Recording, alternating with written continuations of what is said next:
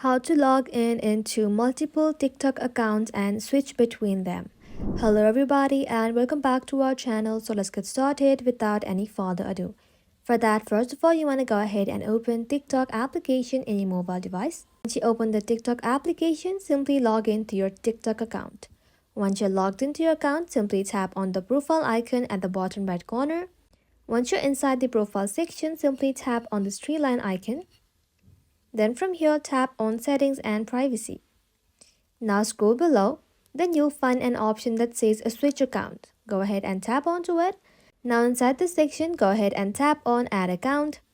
Now if you have an existing TikTok account, go ahead and tap on Login.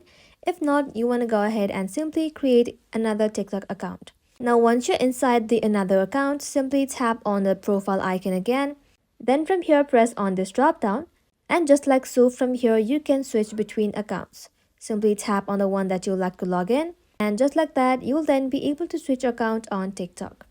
That ends the video guys. Thank you all for watching the video till the very end and stay tuned until our next upload.